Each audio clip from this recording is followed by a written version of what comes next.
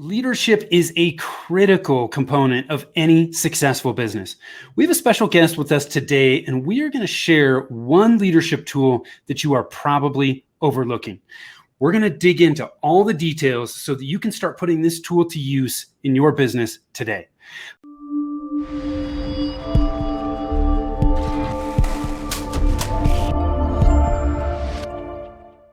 Hi, I am Tim Fitzpatrick with Rialto Marketing, where we believe marketing shouldn't be difficult. All you need is the right plan. I want to thank you so much for taking the time to tune in. I'm super excited to have with me Dr. Dena Samuels from Dena Samuels Consulting. Dena, welcome, and thanks for being here with me today.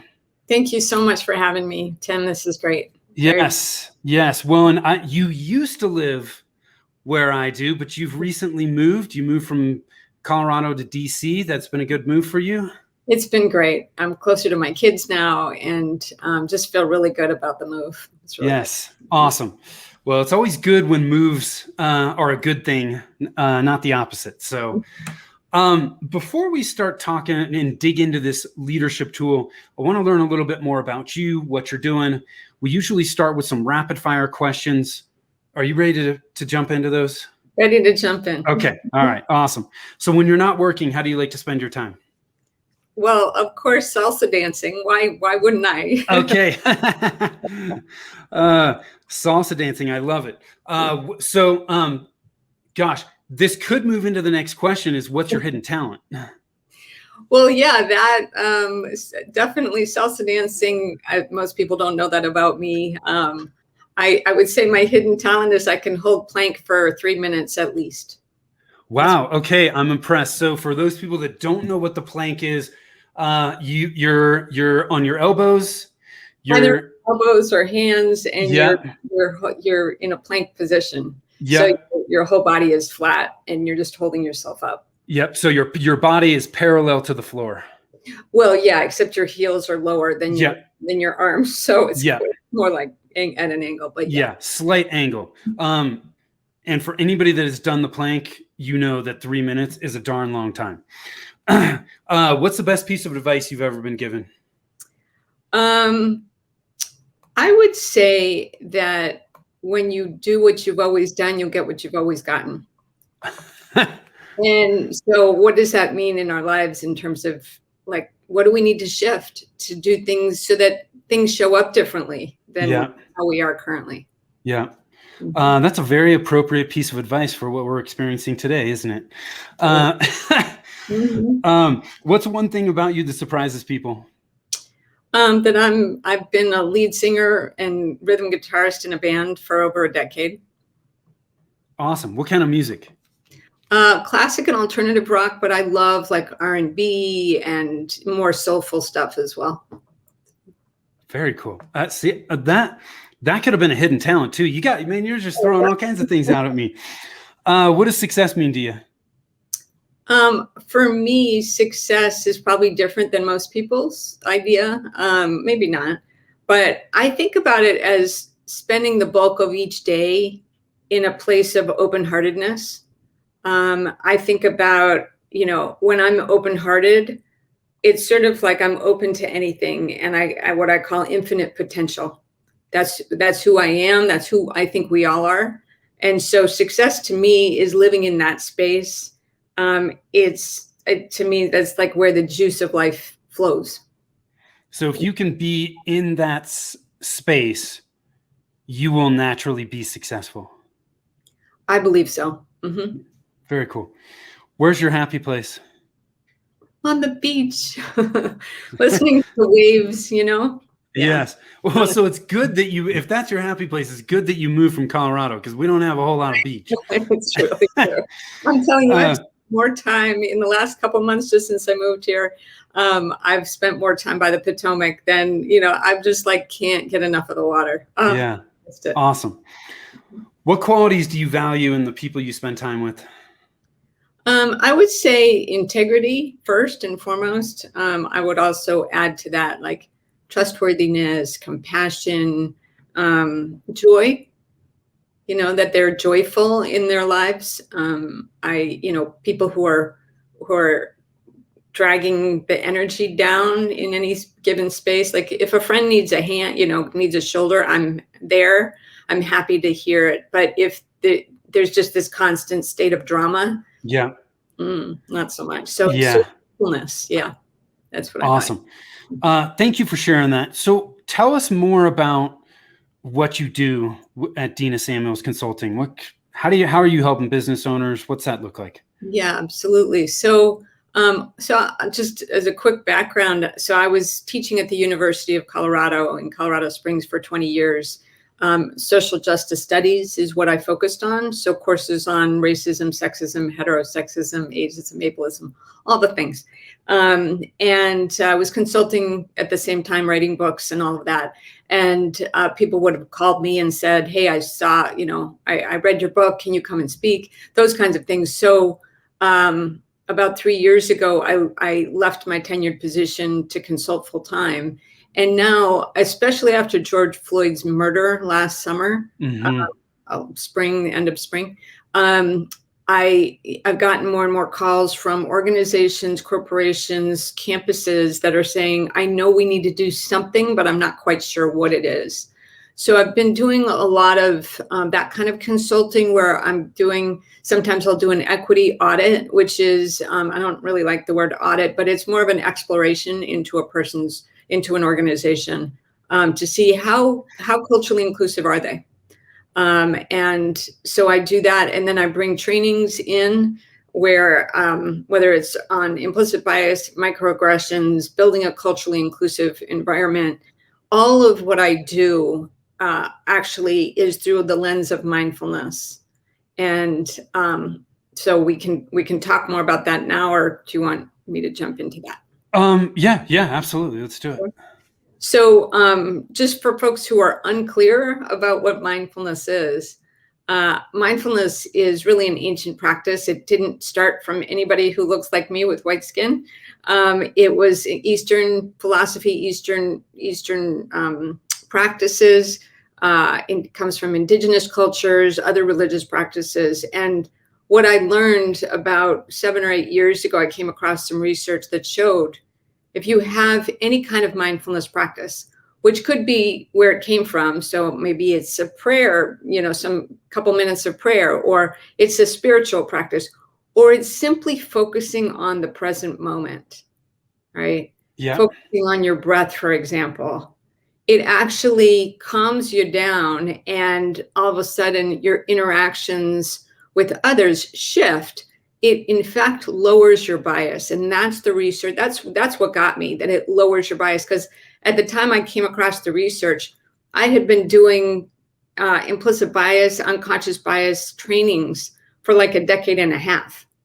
And now all of a sudden my worlds collided because I happen to have my own mindfulness practice. And I was like, oh my goodness. So that's the topic of my latest book too, how to use mindfulness in all of these ways for healing, stress relief, self-empowerment, social justice, and environmental justice.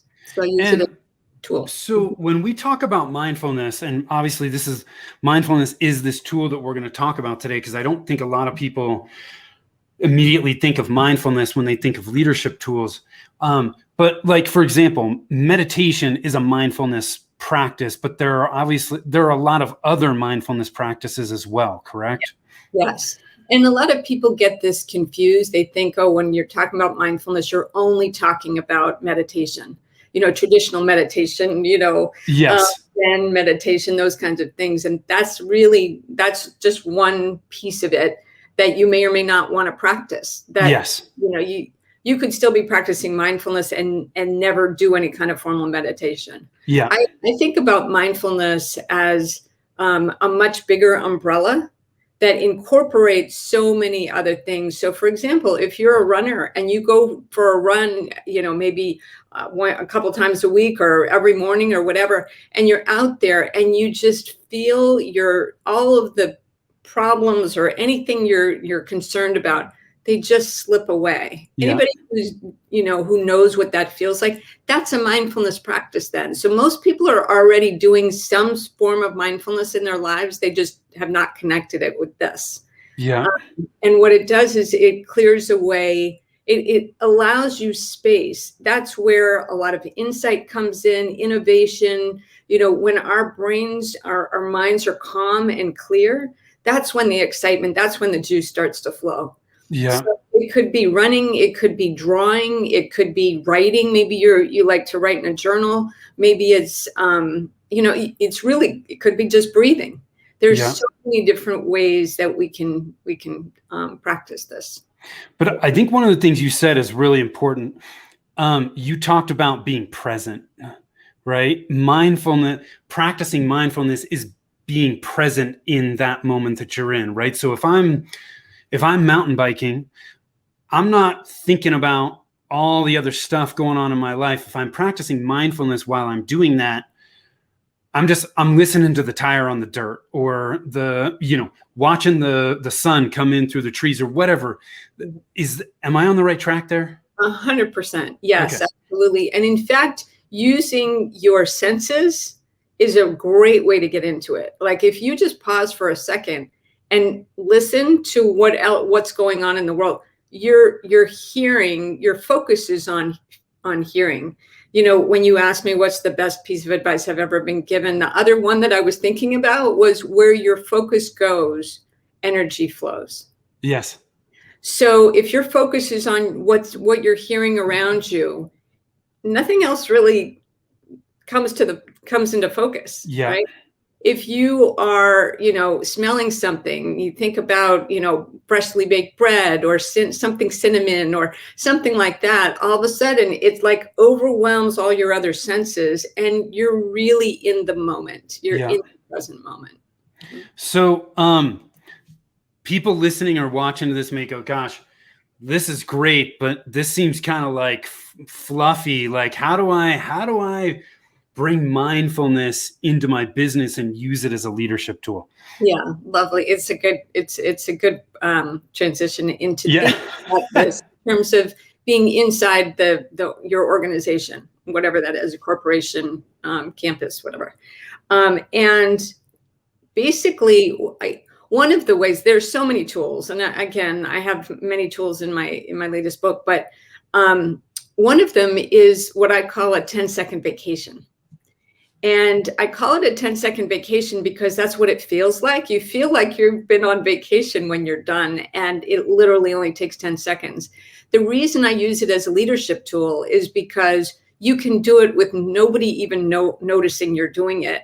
And you could be in the midst of a meeting and people are flying, questions are flying or there's trouble that's going on or whatever. And you feel your stress starting to rise and you're like, how am I going to handle this in this moment?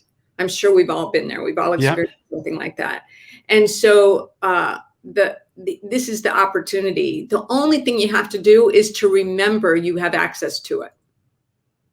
And so if you would, I'll take us through it. Let's do it. Yeah. Okay. So the first thing you do, and literally once you get this down, it takes 10 seconds. So what you're going to do, and you can, in this moment, you can close your eyes, but when you're in the midst of a meeting or wherever you are, close your eyes, right? You can do this with your eyes open, but it's helpful at least to practice it with your eyes closed because sort of shuts out any distractions. Okay, I'm closing my eyes. Okay, we're closing our eyes and just notice where your body is in your seat or wherever you are. Oh, and if somebody's listening to this and they're driving, please don't close your eyes. Yeah. But so if your eyes are closed or even if they're not, just notice where your body is in your seat. If you're sitting, just focus in on that. Notice how your body is doing. Notice your breath. Notice your inhales and your exhales. And then what I'm going to invite you to do is to take a deep breath, but don't do it quite yet. Just keep breathing while I explain. What you want to do is you can count to 4 on your own time. It doesn't have to be exactly 4 seconds, but I use that as sort of just a quick reminder of what we're doing. You're inhaling for a count of 4, and then you're exhaling for a count of 6. And as you exhale, Try to pull your shoulders down away from your ears. Really just relax into your body. And that's it. Count of 4 in and count of 6 out.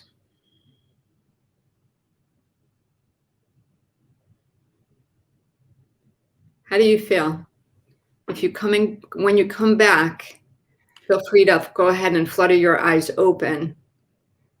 And just notice, how does your body feel? Does it feel any different? I feel more relaxed. More relaxed, more Yeah. calm.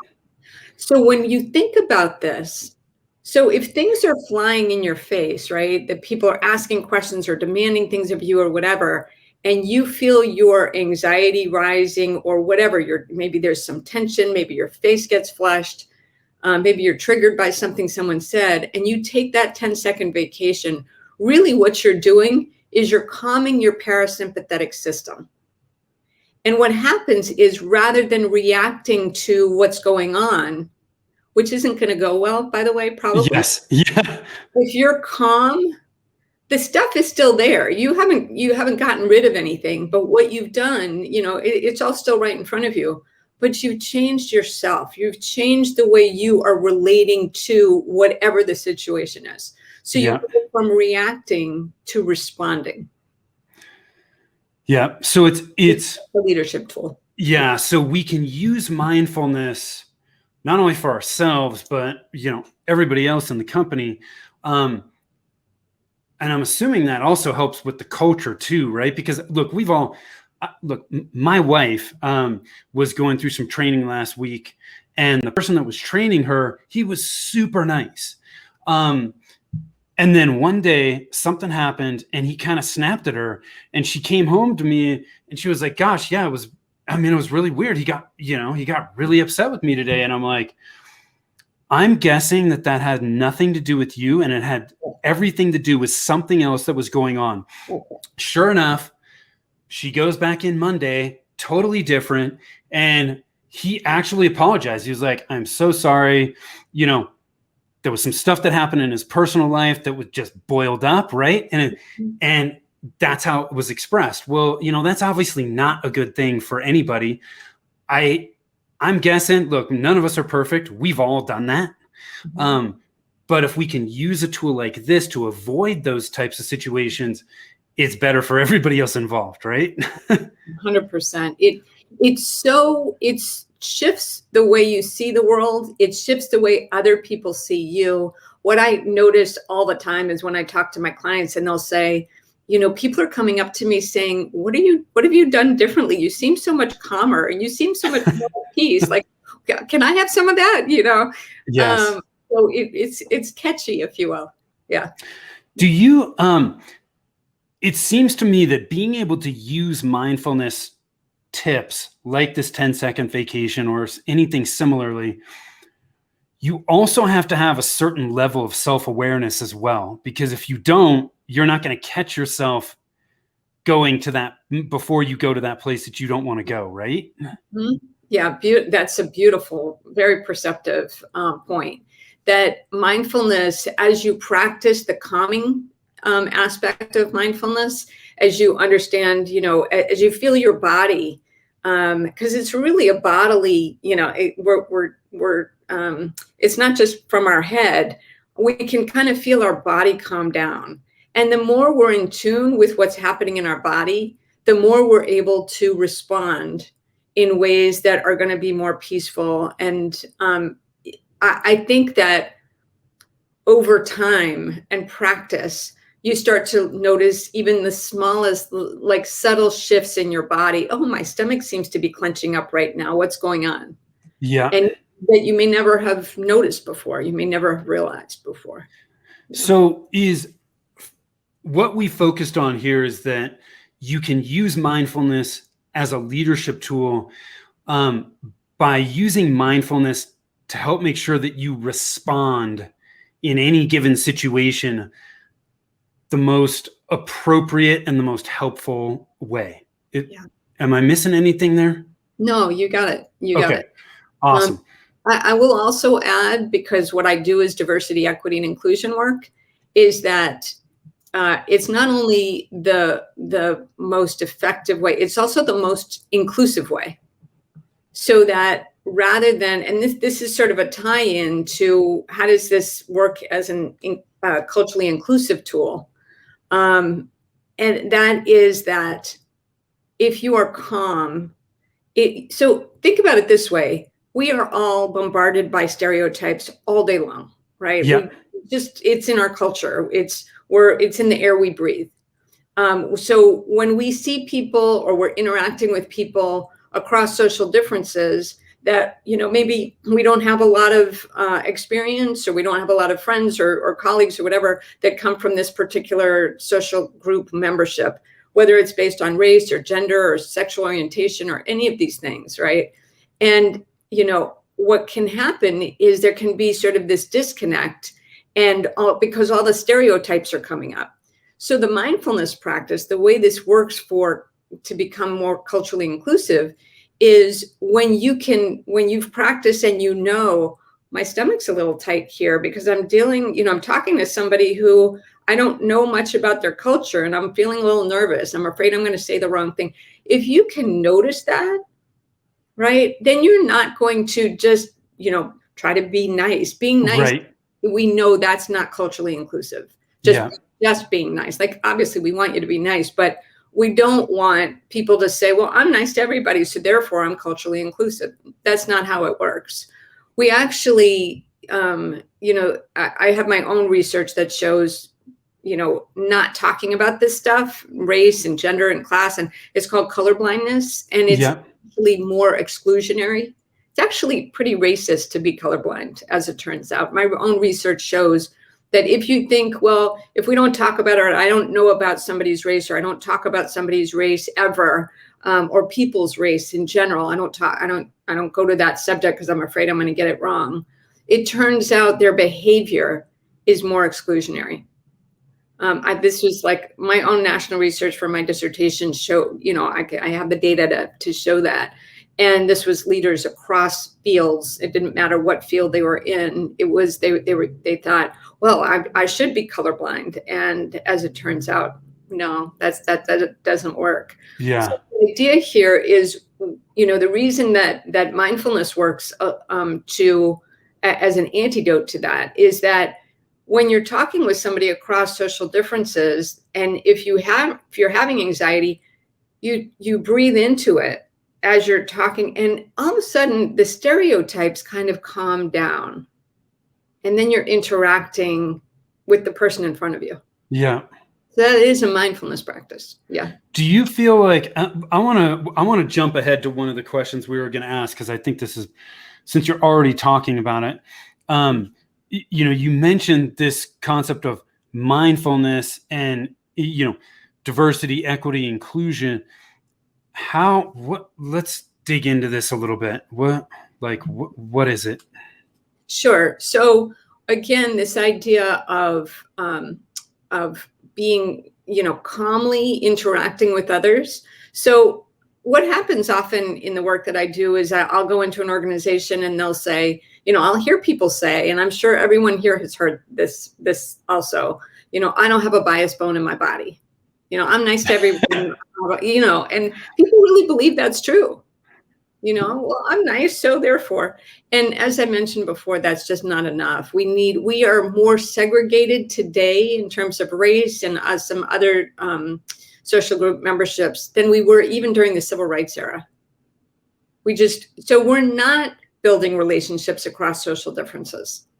And because of that, we don't know how to interact, and we're not interacting. We're not building those relationships, and it's problematic. In my mind, the best antidote to social injustice is building relationships across social differences. That's what we need to do. And doing this in a mindful way where we're interacting with people in a way that brings people together, as opposed to causing a rift, that's the key. Yeah. So a couple of things I might recommend for folks is, first of all, is to think about going to Harvard's Project Implicit. Do you know about the implicit association test? No. So they take 5 minutes each. There's one on race, there's several on gender, sexual, there's a whole page worth of, different ones you can take.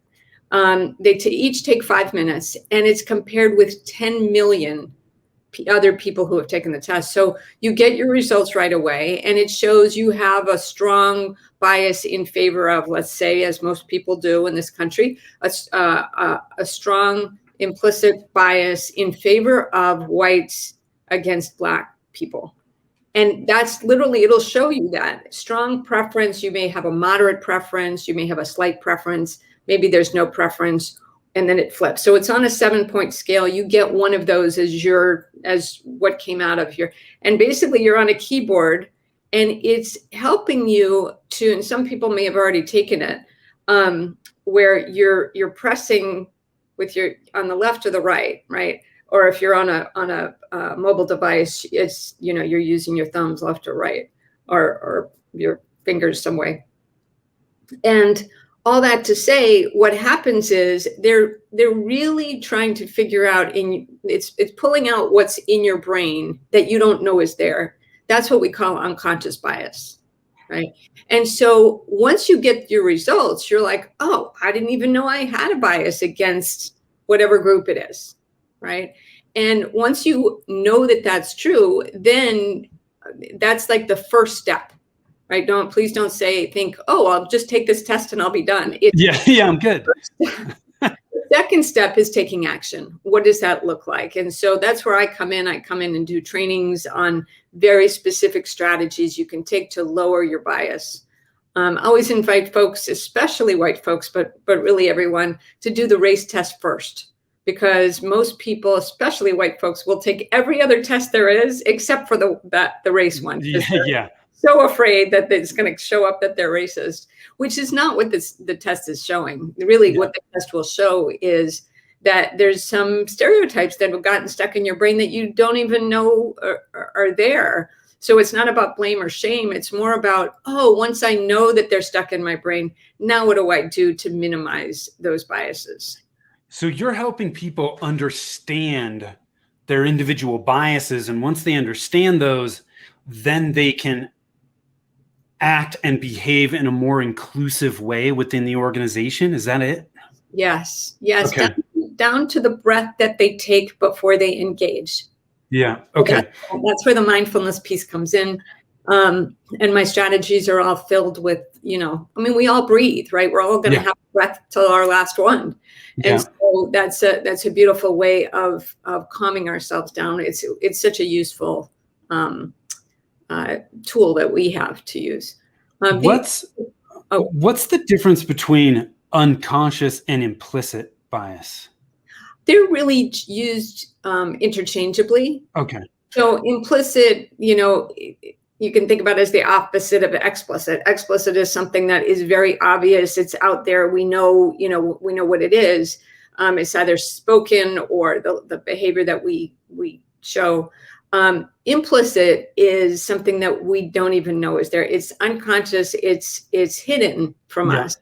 And this is the way our brains work. And I go into detail. I'm not a neuroscientist, but I know very well about how this works in our brains. And so in my trainings, I talk a little bit more about that so people really understand what's going on.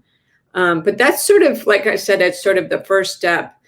After I do implicit bias training, I typically talk about microaggressions. And I don't know if folks are familiar with the term microaggressions. Let's make sure we're all on the same page. Sure, absolutely. I love the level setting. That's important. So microaggressions are anything that any way you might be invalidating someone, or somebody might feel invalidated or slighted, or in some way they feel like that wasn't okay to say, or that wasn't okay to do, right? And those kinds of things, oftentimes they're spoken of as subtle. Subtle. One way that I've heard, Dr. Gerald Wing Sue, he's written many books on the topic, and there's lots of people. The term came out of the 1970s. And he's written books much more recently. And the way he describes them are paper cuts. He's like, you hear something that somebody says about one of your social identities, and it feels like a paper cut. Like it stings, but it's like, I can live with it, and I don't have time to put a Band-Aid on it. I'm going to keep going. And throughout the course of your day, you've gotten so many that you end up, it's bleeding, right? And so that's exactly the way microaggressions work. The term, when it's described, it's often known as subtle racism or subtle. I don't like to use the term subtle, mostly because it doesn't feel subtle at all to the recipient of it. Right. But to somebody who is doing it, they might think, I didn't say anything. What are you talking about? I didn't know that was not okay to say. And because nobody has ever challenged them, they think it's okay to continue saying that. And we all have been in situations where we've witnessed this, or we've been the microaggressor ourselves. And again, it's not about blame or shame, because most of this is about just ignorance. We just don't know. Yeah. So this is where training comes in, where people need to understand more about what they don't know. As you go through some of this training, it sounds like obviously there's a lot of self-awareness building here and truly understanding, because we all have biases, whether we recognize them or not. It's just, it's all part of our upbringing, right? That's where a lot of these things come from. If we're not sure, like you talked about earlier, kind of, I'm talking to someone, I'm kind of getting that tightness in my stomach because I'm not quite sure how to interact. Is it okay to actually communicate that, to the other person and get their feedback so that you do know better how to communicate or how they might respond? Like, how do you handle that? That's such a great question, because I would say no. And let me explain why. Yeah, absolutely. That's not a good practice, mostly because then it's putting the onus on the person who has probably gotten a bunch of other microaggressions throughout the day. It's putting the onus on them to explain why what you just said was not okay. Right. Right. Or, how you should behave with me if you've got tightness in your stomach. Like, it's not your problem, honestly. It's mine. Right. To know it, to understand it and be aware of it is the first step in my mind. And that is a mindfulness practice. It doesn't happen right away. You really need to be focusing on it in the midst of feeling a little overwhelmed that whatever's coming up, you're trying to, but the whole thing about mindfulness is noticing. We want to notice. We also want to take action, but first we need to stop, pause, and notice. Yeah. And so then it's a matter of recognizing what's happening. And it's not to say that it's terrible to make mistakes or whatever. I always say, like, in my career, in my life, I live what I would consider more of a multicultural life. I have friends friends and loved ones that I care about. I've spent a lot of time learning about other cultures, yet I'm still microaggressing. And I believe I will microaggress for the rest of my life, only because I have a commitment to myself to put myself into situations with cultures that I don't know so much about, because I want to learn. Yeah. And not at somebody else's expense, of course. That's not my goal, but that mistakes will happen. And I put mistakes in quotes because I think of them as learning moments. And so those are going to happen. And that's part and parcel. The question is, what do you do when you make that when you overstep in some way, or you step in it, so to speak? Yeah. What do you do? And so that's part of what I what I teach also is how do you intervene either when you witness a microaggression in a way that's going to call the people into the conversation rather than making them feel like they're being called out. Yeah. And when you are the microaggressor and somebody challenges you, hopefully gently, and says, yeah, that wasn't so cool what you just said, rather than getting defensive, you say, oh, wait a second, I didn't know that. How do I, what do I need to do? And how do I need to, for lack of a better word, make amends with the person who I microaggressed against, or the people, because sometimes it's in a group. Yeah. So I want to pull this out to make sure I've got this right and make sure people that are watching and listening get this. What I'm getting from this conversation here is that in order to have an inclusive culture and leadership, you have to have mindfulness first. Like if you don't have mindfulness to be aware of where there are deficiencies, it's going to be really difficult to have inclusive leadership or culture. So in my mind, I would say yes to that. Okay.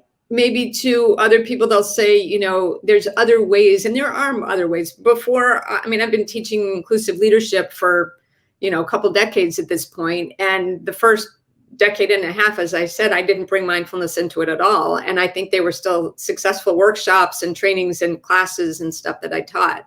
So it's not that mindfulness is required, but that mindful inclusive leadership, it's like doing social justice from the inside out. In my mind, I can't think of a better way of doing this, because it's really using your own body as sort of a gauge of how it's going. And you learn so much, not only about yourself, but about others when you're being more mindful in that moment. So yeah, in my mind, maybe it's not the only way to do inclusive leadership, but of course, I think it's the best way. Yeah. Okay. Thank you. So let's finish off on self-care here, because a lot of business owners, entrepreneurs, I think we kind of neglect ourselves. We get wrapped up in what we're doing and where we want to go. How can we use mindfulness for our own self-care as we grow our business? Yeah, I love this. So, when I talk about inclusivity, right, and talking about building cultural inclusion, and I will come back to the question. Don't worry. Yeah, no, it's okay. When I think about cultural inclusion, I think about the idea that there are systems at play. There are these systems that of racism and sexism and heterosexism, ageism, all of these things that are built into the systems in our, institutions, our, into our government, into our media, into all of this stuff. It's built in. And so, some people will say, well, mindfulness isn't going to change that. Right. And I say, maybe yes and no, right? I'm not suggesting that it's going to change that necessarily today, but that those systems are made up of human beings. And so if we transform the human being to be more aware, to be more mindful, it's going to trickle out to the bigger systems.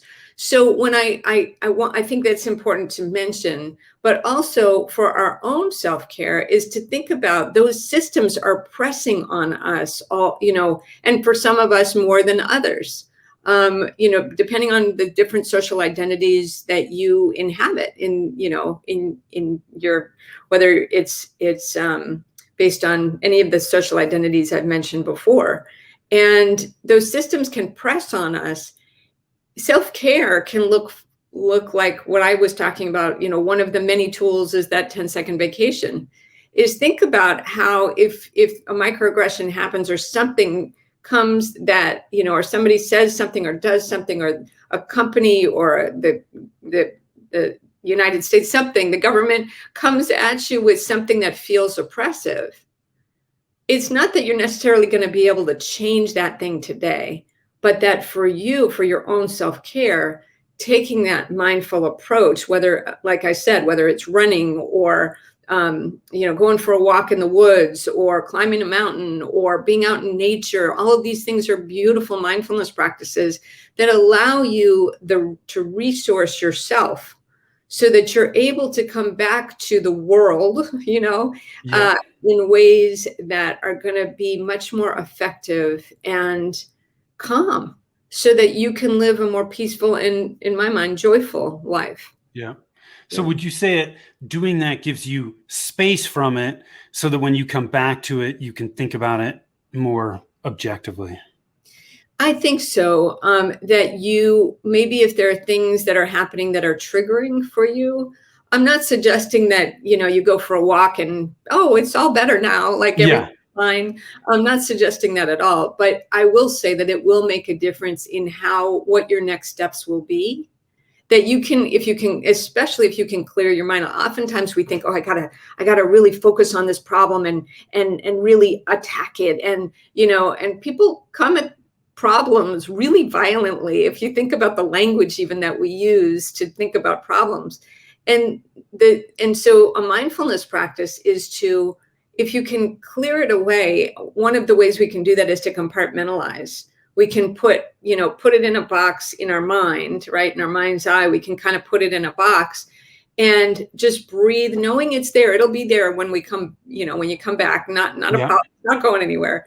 But that if we can breathe and let go of it for a few minutes, that typically is when the innovation, as I mentioned before, that's when those really cool ideas, creative ideas come in that you would never have had the time or the capacity to think about before. And all of a sudden it flies in and you're like, oh, easy. I know how to handle that. Yeah, it's like how many people, great ideas happen when people are doing those types of things, right? And I think a lot of us forget that just because we're not aware that we're thinking about something, subconsciously, our mind is doing all kinds of things, right? So it's when you go from, okay, I've got this problem, you've been thinking about it, and then you go do something that gives you space, where you're practicing mindfulness, your brain may still be working on that problem subconsciously and you don't even know it. And that's why when you're doing it, all of a sudden the solution pops right into your head. Mm-hmm. That's right.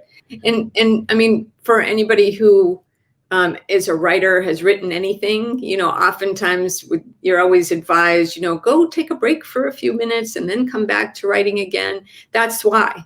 Yeah. Because you're clearing your mind of whatever is in the forefront of your mind. It's still working its magic back here, but and then you come back to writing and you're like, oh, and you just have a whole rush of energy. Yeah. This has been an incredibly enlightening conversation, Dena. I really appreciate you taking the time. Any last minute thoughts, words of wisdom you want to leave us with? I would say that if, to leave this session, whatever, with something, it would be that 10-second vacation. It would just be to think about your own self-care, that oftentimes, especially as leaders, and wanting to be better leaders, it really has to do with self-care most of the time. Like the example that you used, of what happened with your wife. Yeah. It really is about, it's about you, right? Rather than taking all the situations that are coming at you. It's really about how are you showing up in your life? Either on a personal level, but also in the organization. Like, how are you showing up, and what are you doing? What steps are you taking to show up the best way you possibly can? Awesome. If people need help with mindfulness, using mindfulness in leadership, you've talked a lot about diversity, equity, and inclusion. Where's the best place for them to go to get more info about you? My website is for sure, it's denasamuels.com. And please, if there's a question that you don't see answered on the website, just reach out. You can reach out right through my website, and happy to respond as quickly as I can. Awesome. That is Dena Samuels, DENA Samuels.com. Dena, thank you so much. I really appreciate the time. I have learned, and I'm sure that other people will as well. Thank you guys so much for taking the time to tune in. Again, I am Tim Fitzpatrick with Rialto Marketing. If you want to gain clarity on where to focus your marketing efforts right now, hop on over to our website, rialtomarketing.com. That's RIALTO marketing.com. Click on the Get a Free Consultation button. Guarantee you will walk away from that call with some clarity on where you need to focus right now to get the best return. Till next time, take care.